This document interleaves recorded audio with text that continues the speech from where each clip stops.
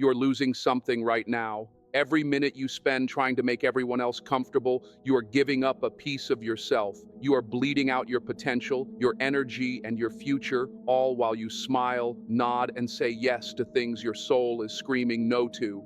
There is a harsh truth we need to face immediately, right here, right now, before you waste another second of your life. Your kindness is hurting you.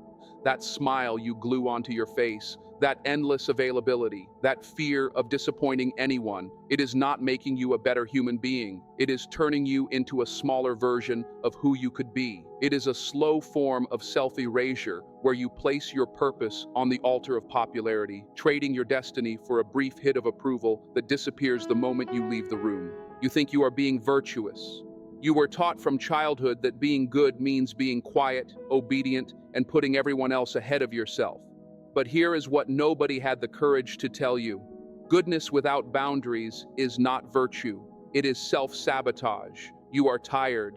Maybe you can't even explain why, but you feel it deep in your bones. It's like you are carrying an invisible weight, as if it is your sacred duty to keep everyone else balanced and happy. You walk through life on eggshells, terrified that if you say one wrong thing or make one wrong move, the people you care about will turn their backs on you. But listen carefully. That exhaustion is not from being a good person. It comes from betraying yourself. We need to destroy a myth right now. The myth that being nice is the same as being kind. They are not identical. Niceness is often a disguise. It is a survival tactic. It can even be a form of manipulation. When you are nice because you are afraid of what will happen if you aren't, that isn't kindness. That is fear. It is a bargain where you say, I will silence my needs and let you walk all over me, and in return you must promise not to leave me or judge me. But life does not work like that. The world does not reward the person who lies down to be a doormat. The world wipes its feet on them. Have you ever noticed how a candle burns itself out just to give light to others? Some people in your life are exactly like that. They only come to you when they need warmth, but they offer nothing back. You give them your time, your attention, your emotional labor, and in the end you are left empty, staring at the ceiling at 2 a.m., wondering why you feel so hollow. It is because you are pouring from a cup that has a hole in the bottom. You cannot keep giving to people who only take. You cannot keep investing in those who leave you drained. Life is far too short to spend it on people who do not respect, appreciate, or return your energy. And here is the hardest truth to swallow. You are doing this to yourself. You are teaching people how to treat you. Every time you say yes when you really want to say no, you are training them to ignore your boundaries. You are teaching them that your time is worthless. You are showing them that your feelings come last. You are making yourself an option instead of a priority. And once you show someone that you are endlessly available, that you come without conditions, they stop valuing you. Think about diamonds. Why are they expensive? Not because they are the prettiest stones in the world, but because they are rare. If diamonds were as common as gravel, nobody would care about them. This is the law of scarcity. People only value what is limited. They value what they cannot easily get. But you have made yourself common. You are always there. You answer on the first ring. You cancel your own plans the moment someone calls. You apologize for things that aren't even your fault. You have made your presence cheap.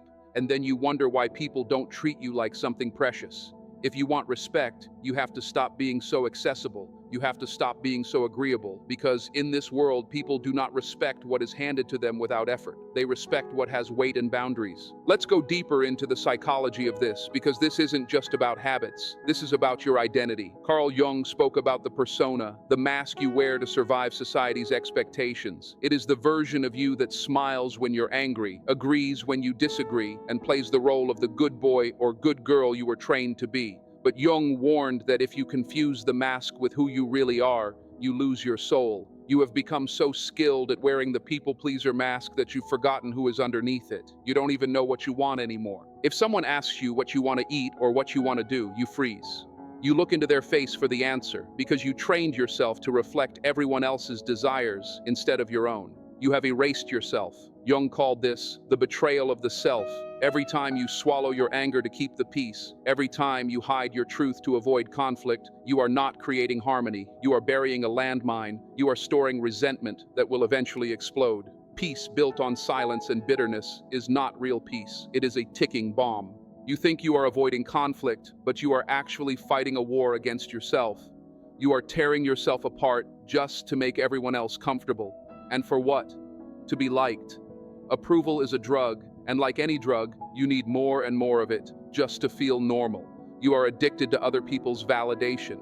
You handed over the keys to your happiness to people who don't even know how to drive their own lives. Their moods decide your stability. If they smile, you relax. If they frown, you panic. You have become a puppet, and they are pulling the strings. But the moment you stop reacting, everything changes. Imagine if you stopped explaining yourself. Imagine if you stopped apologizing for taking up space. Imagine if, when someone tried to guilt you or manipulate you, you didn't crumble. You didn't argue, you didn't defend yourself, you simply went quiet. There is power in silence that you have never used because you are too busy filling the air with nervous words. When someone disrespects you, when they test your limits, your instinct is to fix it, to smooth it over, to justify yourself. Stop doing that. Embrace the silent stare. When someone crosses a line, look at them. Don't smile. Don't rush to explain. Just hold their gaze for a few seconds. You will feel the tension rise, but that tension is your power coming back.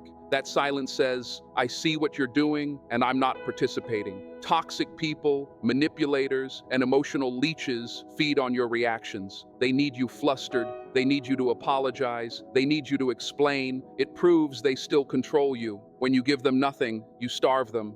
You force them to sit alone with their own behavior, and that is the one thing they can't stand. But you are scared. You are scared that if you stop pleasing, if you stop smiling, if you stop saying yes, people will leave.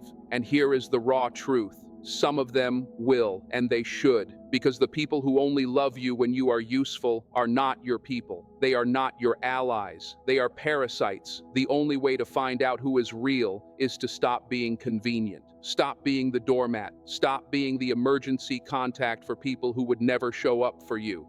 When you set a boundary, the people who benefited from your lack of one will get angry. They will call you selfish. They will say you've changed. Good. Let them talk. Their anger is just the sound of them losing control over you. It is the sound of someone realizing the host is waking up. You have to understand something. Your obsession with being good has made you weak.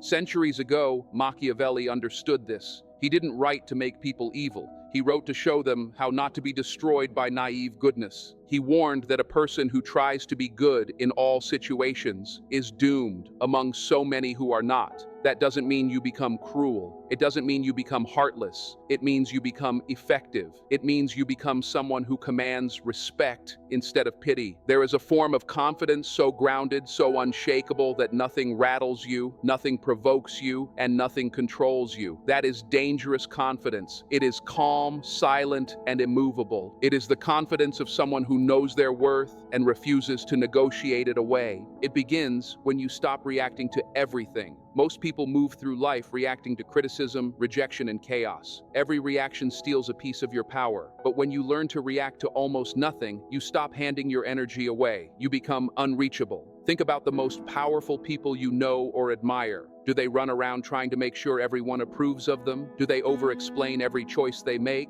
No, they move with intention. They speak less. But when they speak, it counts. They don't ask permission to exist. They live as if they need nothing from you. Neither your money, nor your love, and definitely not your approval. And ironically, that is exactly why people are drawn to them. We respect those who don't need us. We respect those who are complete on their own. Right now, you are living in a state of unhealthy altruism. You give until it hurts, irrationally placing the needs of others above your own survival. It is a sickness of the spirit. You think you are walking through fire for your friends, but you are actually burning yourself alive for people who wouldn't even strike a match for you. You have no standards. You label anyone who is kind to you a friend and feel like you owe them your life. That is not loyalty. That is desperation. You need to develop a what's in it for me sense. I know that sounds selfish to your conditioned mind. I know your inner critic is yelling, but I shouldn't be selfish. Listen closely. Self-interest is not a sin. It is a requirement for survival. If you don't prioritize your own life, who will? If you don't put your oxygen mask on first, you will suffocate and be useless to everyone. You cannot pour from an empty cup. And right now, your cup isn't just empty. It is dry, cracked, and dusty. You are running on fumes powered only by anxiety and the fear of being abandoned. You have to kill the hunger for approval. You have to take that deep fear that whispers, if I say no, they won't love me, and stare it straight in the face. You must realize that approval bought with obedience is worthless. It is fake currency. Real respect comes from integrity, from standing for something, from having a spine. People-pleasing is a lie you tell to control the room. It is you manipulating the environment so you don't have to feel the pain of rejection.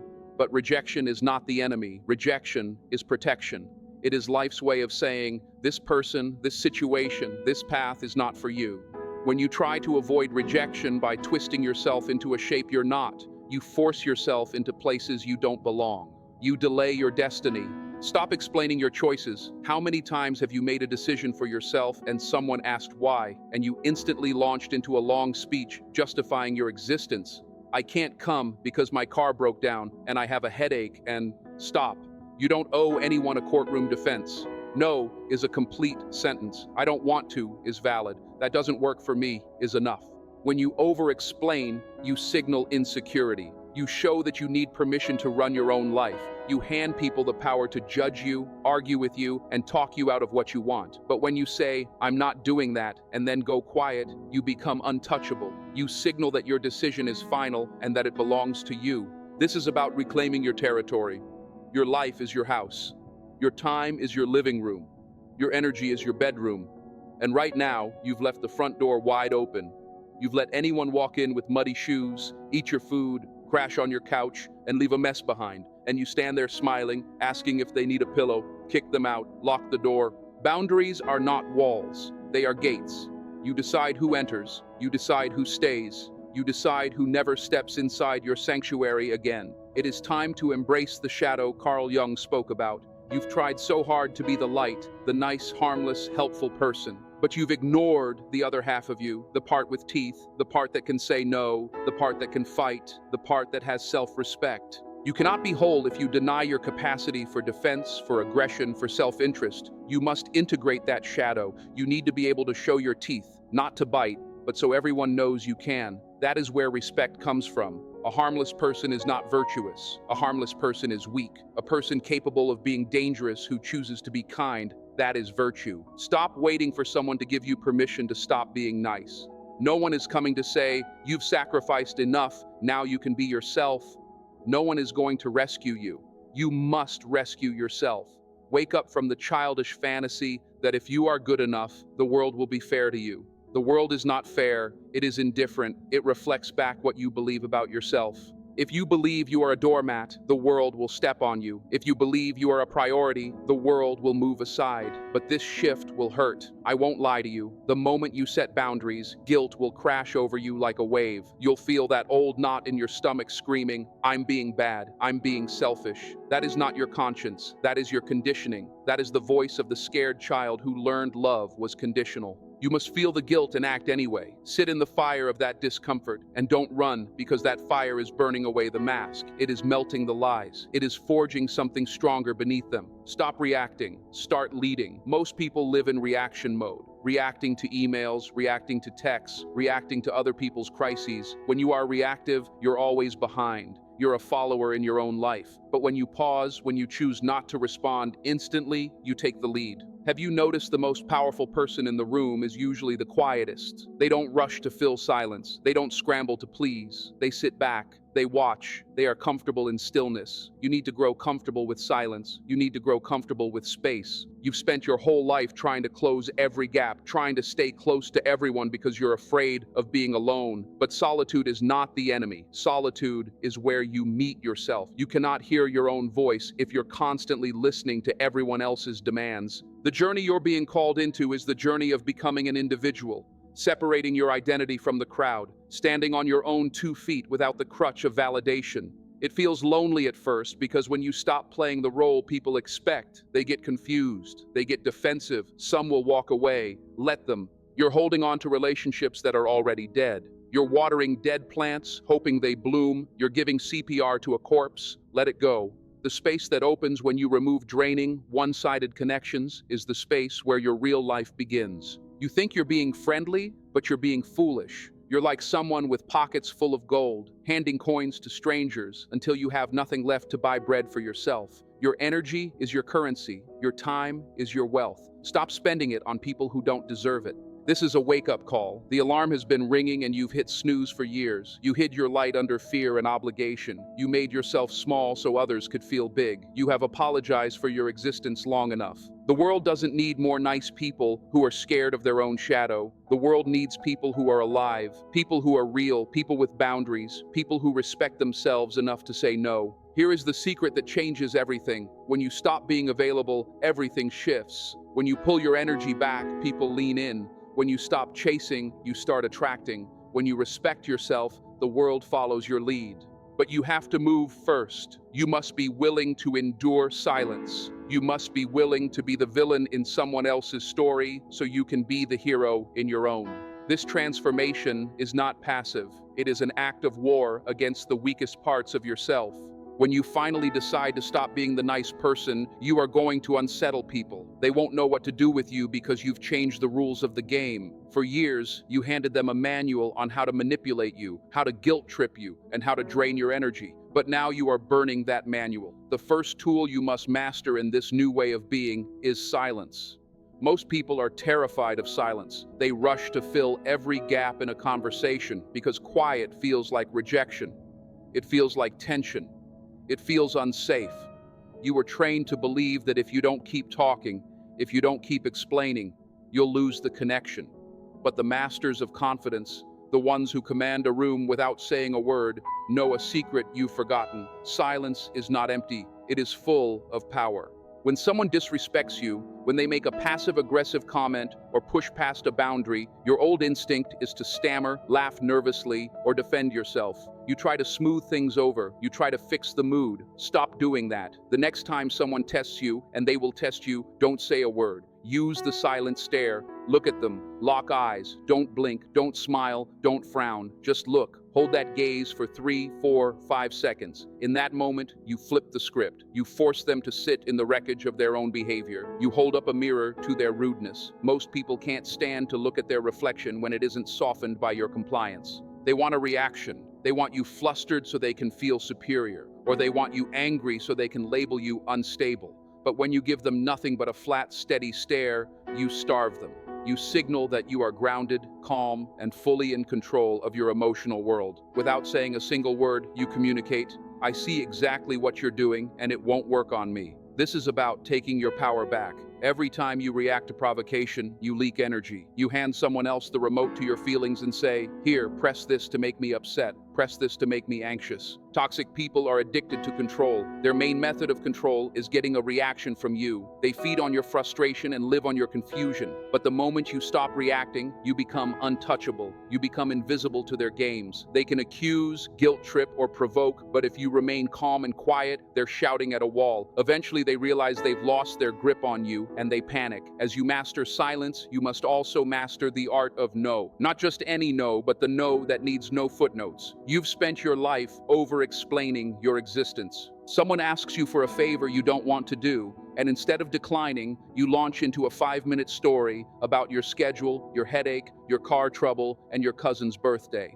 You offer excuses like you're in court, begging the jury to declare you innocent of selfishness. Why do you do this? Because you believe you need permission to have boundaries. You think your no is only valid if others agree with your reasons. But here's the truth. If you're explaining, you're already losing. When you over-explain, you show insecurity. You're saying, "I don't feel I have the right to refuse you, so please accept my excuse." And that opens the door to negotiation.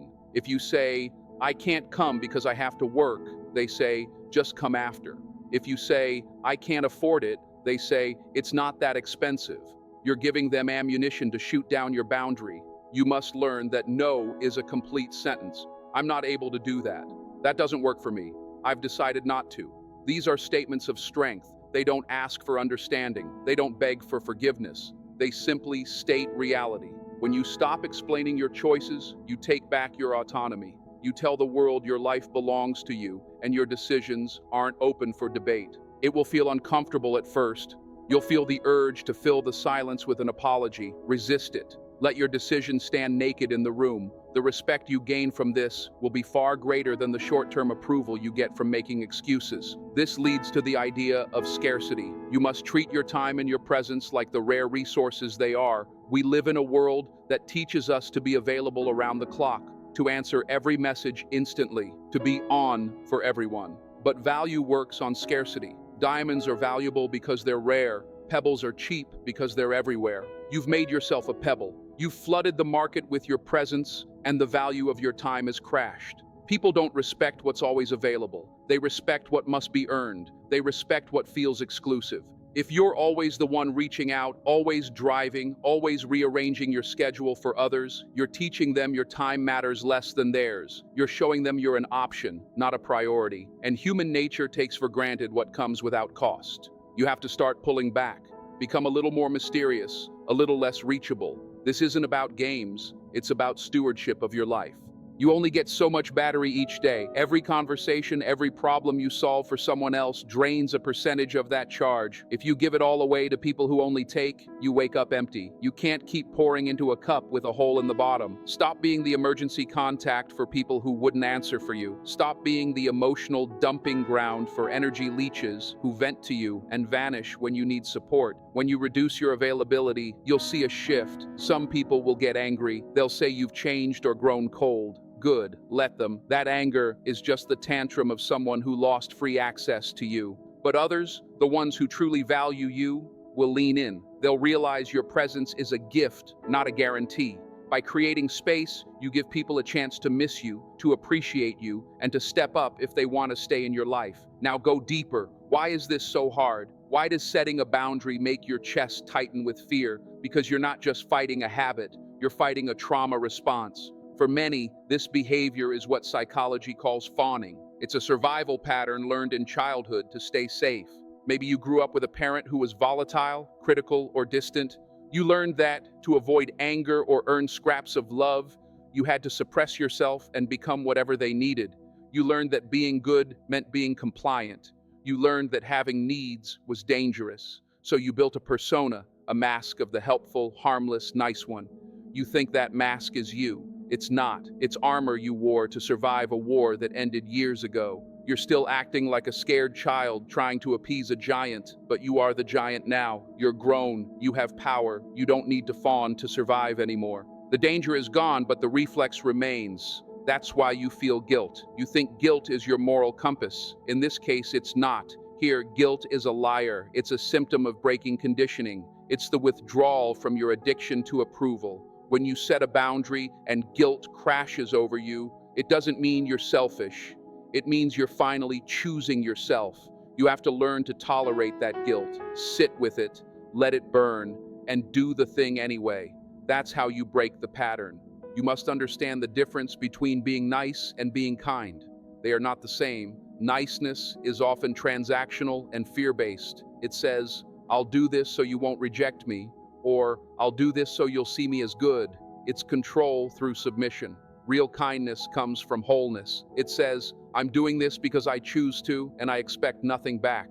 Here's the test. If you do something for someone and feel resentment afterward, it wasn't kindness. It was people-pleasing. Resentment is your soul telling you that you crossed your own boundary. It is the receipt from a deal where you got cheated. If you help someone and then lie awake at night angry that they didn't thank you enough, or angry that they wouldn't do the same for you, then you didn't give a gift. You gave a loan, and they never knew they were borrowing. Stop giving loans. If you cannot give freely without attachment to the result, then don't give at all. Say no. That no is more honest and more respectful than a resentful yes. You need to develop a what's in it for me sense. I know society calls that selfish. Society tells you to be selfless. But look at the word selfless. To be without a self is not a virtue. That is a psychological disaster. You are a human being, not a resource for others to use up. If you don't prioritize your own well-being, your own goals, and your own peace, you will burn out. And a burned-out person is useful to no one. You have to start treating your life like a VIP club. Not everyone gets in. Not everyone gets a front row seat. You have limited time on this planet. Are you really going to spend it listening to someone complain about problems they have no intention of fixing? Are you really going to spend it trying to impress people who don't even like themselves? You need to become the editor of your own story. Cut the scenes that don't move the plot forward. Fire the extras who only bring chaos onto the set. This process is what Carl Jung called individuation. It is the act of separating yourself from the herd, from the expectations of your parents, your friends, and society, and becoming who you actually are. It requires you to integrate your shadow, the parts of you that you've buried, the anger, the selfishness, the ability to be disagreeable. You were taught these traits were bad, but they are only destructive if they control you. When you integrate them, they become your strength. Your anger becomes your boundary defense system. Your selfishness becomes self-preservation. Your disagreeableness becomes integrity. A harmless person is not a good person. A harmless person is just weak. A person who is capable of being dangerous, capable of saying no, capable of walking away, but who chooses to be kind, that is a person of value. You need to find your teeth, not so you can bite people, but so you can smile and they can see you're not to be played with. When you start living this way, when you stop explaining, stop reacting, and stop begging for approval, you enter a state of dangerous confidence. This isn't loud, arrogant confidence trying to prove something. It is quiet, steady confidence that needs nothing. The person who needs nothing cannot be controlled. If you don't need their praise, they can't manipulate you with compliments. If you don't need their acceptance, they can't threaten you with rejection. You become free, and that freedom is terrifying to the people who benefit from your submission. They will try to pull you back. They'll say you've changed. They'll say you're difficult. Understand what those words really mean. You stopped doing what they wanted. Wear that accusation like a medal. You might be the villain in their story for a while. You might be the bad friend because you didn't go to the party you didn't want to attend. You might be the selfish child because you didn't let your parents guilt trip you. Be the villain in their version so you can be the hero in your own. You are finally rescuing yourself. There is a concept in Stoicism called the dichotomy of control. You can control your actions, but you cannot control other people's opinions. You've spent your life trying to control their opinions by changing your behavior. You tried to engineer how they see you. Stop. It's exhausting and it doesn't work. Let them misunderstand you. Let them be wrong about you. Your peace matters more than their understanding. As you walk this path, your circle will get smaller. The parasites will drop away because you're no longer feeding them. The energy leeches will move on to someone easier. This can feel lonely at first. You may look around and realize many of your friendships were actually just dependencies. Don't fear that solitude. In that space, you will meet people who truly resonate with you. You'll find people who respect your boundaries because they have their own. You'll build relationships based on mutual exchange, not extraction. You are laying a new foundation. It's no longer built on the shaky ground of other people's approval. It's built on the solid rock of self-respect. And self-respect isn't something you demand. It's something you demonstrate by how you treat yourself.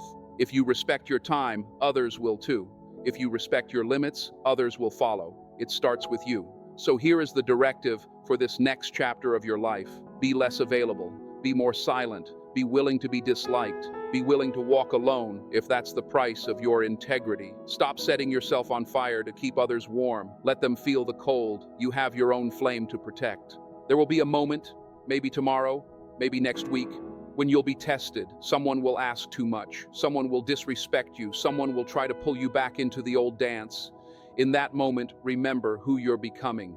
Remember that your reaction is your power, and you don't give it away for free. Look them in the eye. Hold the silence. Don't apologize for existing on your own terms. The old version of you is dying. Let it die. It was only a mask. The real you is waking up, and that version of you is unstoppable. But understand this, the moment you truly detach from the herd's opinion, you become dangerous to the status quo. You become a mirror that reflects other people's lack of courage. And they will try to break you. They'll try to make you feel small again. This is where the real battle starts. This is where you find out whether your confidence is real or just another disguise. To survive this, you must understand the final secret, the one Machiavelli, Jung, and the Stoics all pointed toward. Deeper than boundaries, deeper than silence. It is the principle of becoming anti-fragile. Being anti-fragile doesn't mean just surviving pressure. It means growing stronger because of it. It means you stop wishing life were easier and start wishing you were stronger. When rejection, criticism, or conflict hits you, it doesn't break you, it builds you. The version of you that's obsessed with pleasing others is fragile, like fine china, terrified one wrong word will shatter it. But the version of you that's emerging, the one that's found its voice and integrated its shadow, is like a muscle. What happens to a muscle under tension? It tears, yes, but then it grows back thicker, stronger, and tougher. You must stop seeing conflict as a failure and start seeing it as the gym for your soul. Every time you say no and your voice shakes, you're doing a rep.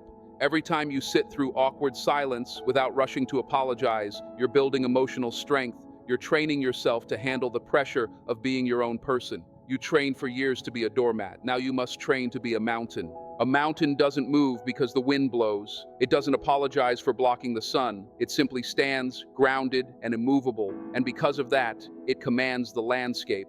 We also have to face the deepest root of your behavior, what psychologists call sociotropy. It's an excessive emotional investment in relationships to maintain your self-worth. It's the belief that you're only safe if you're connected, and only connected if you're compliant. That isn't love. That's pathological altruism. It's the willingness to put other people's needs above your own to the point of self-harm. You're hurting yourself to heal people who aren't even sick, or worse, people feeding on your weakness. This behavior is transactional. You're not giving because you're generous. You're giving because you're buying safety. You're paying a kindness tax, hoping people won't leave you, hurt you, or criticize you. But the tax collector never stops coming. The more you pay, the more they demand. True kindness isn't a transaction, it's a choice. It comes from a place of fullness, not fear. If you help someone and then feel resentful that they didn't appreciate it enough, you didn't perform an act of kindness, you entered a failed business arrangement. You have to kill the hope that one day, if you are just nice enough, the world will finally repay you. It won't. The world does not reward people who make themselves small. It rewards people who take up space. This brings us to the most dangerous individuals you will meet on this path, the toxic ones, the manipulators, the energy leeches. You have been dealing with them completely wrong. You think the solution is to explain yourself to them, to make them see your point of view, or to repair the relationship. But you are trying to play chess with a pigeon. They knock over the pieces, soil the board, and strut around like they won. You cannot win by engaging. The smartest way to handle toxic people is to make them irrelevant, not just to cut them off physically, but to cut them off energetically. Toxic people live on your reactions. They are addicted to your emotional currency. When they provoke you and you get angry, you just paid them. When they guilt you and you apologize, you just paid them. When they ignore you and you chase them, you just paid them again. You are funding their behavior with your own soul. You must become a gray rock. You must be so uninteresting, so unresponsive, and so emotionally detached from their drama that they have nothing to consume. When they try to push your buttons, and they will, you don't fight back. You don't defend, you don't explain. You treat their outbursts like bad weather, unpleasant but not personal. You let their words hang in the air, unmet by your energy. You will see them panic, they will escalate, they will try harder to get a reaction because a parasite panics when the host stops bleeding. But if you hold the line, if you refuse to react, they will eventually shrivel up and move on to an easier target. This level of detachment requires you to confront the fear of rejection. This fear is the cage you have lived in for decades. You interpret rejection as a death sentence, as proof that you are unworthy. But you must flip the script. Rejection is not a reflection of your value. It is a reflection of compatibility. In many cases, rejection is divine protection. It is the universe slamming a door because there is a cliff behind it. When you try to pry that door open with people-pleasing, you force yourself into rooms where you will suffocate. Rejection clears the path for the people who truly belong in your life. If you are accepted by everyone, you effectively stand for nothing. You become a chameleon changing colors to match the background, which means no one ever sees the real you. You cannot be loved if you are not known, and you cannot be known if you are always hiding behind a mask of agreeableness. Let people reject the mask. Let them reject the nice persona. Only then can the real you step forward and be seen by the people who are looking for you, not a servant. You must understand the difference between being needed and being valued. It feels good to be needed. It feeds the ego. It makes you feel indispensable. But being needed is often a trap. A hammer is needed, but it's kept in a dark box until there's a nail, and then it's put away again. It is not cherished, it is used. You want to be valued. Value comes from who you are, not just what you do. Value is respected even when you are doing nothing. If your relationships collapse the moment you stop being useful, you were never in a relationship. You were in a service contract, and it is time to resign. You must embrace both the lion and the fox. Machiavelli taught that a leader must be a fox to see traps and a lion to scare wolves. You have been a sheep. You walked blindly into traps because you didn't want to seem suspicious. You were eaten by wolves because you were afraid to show your teeth. That ends now. You need the cleverness of the fox to recognize when someone is using flattery or guilt to manipulate you. And you need the presence of the lion to show that while you prefer peace, you are capable of war. A harmless person is not virtuous. A harmless person is just a victim in waiting. Virtue is having the capacity for dangerous action and keeping it under voluntary control. You need to integrate your capacity for aggression. You need to know that you could hurt someone's feelings, ruin the mood, or walk away and leave them standing there. And you choose kindness anyway. That choice is where your dignity lives. Until you are capable of saying no and meaning it, your yes is meaningless. This journey leads to the concept of individuation. You are separating yourself from the herd. For years, your identity has been a patchwork quilt of other people's opinions. My mother thinks I'm this, my boss thinks I'm that. You let them be the puppet masters of your life. Individuation is the act of cutting the strings. It is the moment you realize you are the only person who has to live your life. When you are on your deathbed, none of the people you tried so hard to please will be there to carry your regrets for you. You will hold them alone. So why not carry the weight of your own choices now? You have to stop asking for permission. You are waiting for someone to tell you it's okay to rest, okay to leave that relationship, okay to change your life. You are an adult waiting for a parent who isn't coming. You must authorize yourself. You must look in the mirror and sign your own permission slip. The moment you make a decision without broadcasting it for approval, without polling 5 friends, without over-explaining your logic, that is the moment you become an adult. There is a powerful calm that comes with this. It is the calm of the ocean. The ocean does not apologize for its storms. It does not ask if you like its depth. It simply is. When you stop rushing to fix everyone's problems, when you stop jumping every time your phone buzzes, when you stop filling silence with nervous chatter, you tap into that oceanic power. You become someone who lives with intention, not reaction. Most people live in reaction mode. They are like pinballs bouncing off life's bumpers. Someone insults them, they bounce. Someone praises them, they bounce. They have no direction of their own. But you are going to stop bouncing. You are going to absorb impact and keep moving forward. You are going to become the unmoved mover. This transformation will require grief. You will grieve the nice person you used to be. You will grieve the relationships that cannot survive your boundaries. You will grieve the illusion that you can control how others see you. But remember, the caterpillar must dissolve before it becomes the butterfly. If you try to save the caterpillar, you kill the butterfly. Your higher self is waiting for you. There is a version of you already living in the future, confident, respected, sleeping peacefully at night because they didn't betray themselves. That version is watching you now, begging you to drop the guilt, the fear, the need to be liked. You delay your meeting with this self every time you choose to stay small. You think that saying no is selfish, but here is the truth. When you say no to what drains you, you protect the asset. You are the asset. If you burn out, grow bitter and resentful, what good are you to the people you love? You cannot pour from an empty cup, and you have been empty for years. Self-preservation is not selfishness, it is stewardship. You are the steward of your own life, and you have let everyone else raid the treasury. So how do you seal this permanently? You begin to live as if you need nothing. This is the ultimate freedom, needing nothing from others. Not their money, not their attention, not their validation. When you need nothing, you become impossible to manipulate. You become dangerous in the best way. You walk into a room not scanning for approval. You bring your own. You are not looking for somewhere to fit in. You are creating your own space. This doesn't mean you don't want connection. It means you don't depend on it to survive. You relate to people out of desire, not desperation. And paradoxically, when you stop needing people, they will want you more.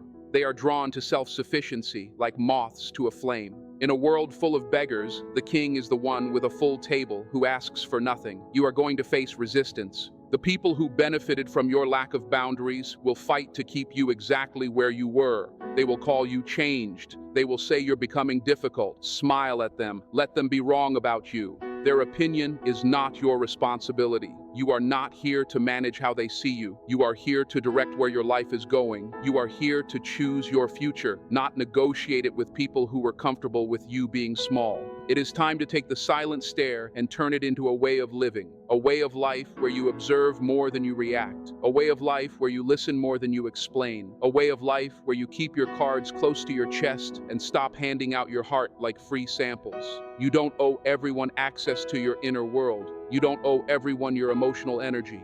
Make your energy a fortress, strong walls, a guarded gate, and you only lower the drawbridge for those who arrive with respect, consistency, and clean intentions. Not charm, not flattery, not guilt, respect. You have walked through fire to reach this understanding. Do not turn back now just because the old world feels familiar. Familiar does not mean healthy. Comfortable does not mean right. The pain of change is temporary. The pain of regret is permanent. One fades, the other follows you for life. Do not let your existence become a monument to other people's expectations. Tear that monument down, brick by brick, and build a sanctuary for your own soul. A place where your needs matter, a place where your peace is protected, a place where your truth is allowed to breathe. The world is not waiting for the nice version of you, not the agreeable version, not the endlessly accommodating version. The world is waiting for the real you, the one with edges, the one with fire, the one with boundaries, the one who knows when to say yes and when to walk away without explaining, the one who no longer shrinks to make others comfortable. Stop being a people pleaser. It is quietly destroying your life. It is teaching you to abandon yourself for applause that never lasts. It is training you to trade your truth for temporary approval, and approval is a poor substitute for self-respect. You don't need more people to like you. You need to like who you are becoming. You don't need permission to evolve. You don't need validation to grow. You don't need consensus to change your direction. You are allowed to outgrow rooms, relationships, roles, and identities that no longer fit. You are allowed to choose yourself without apologizing for it. When you stop explaining, you stop bleeding. When you stop reacting, you stop feeding the chaos. When you stop begging to be understood, you finally understand yourself. That's when your presence becomes heavier, quieter, stronger. People feel it before you say anything.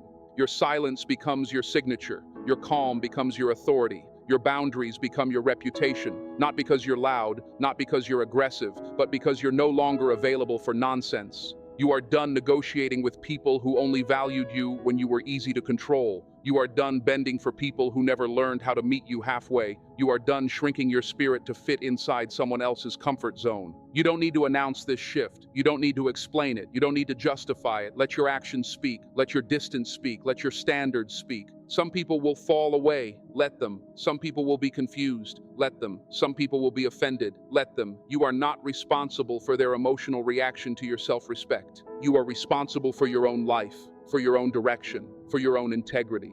The door is open. Walk through it.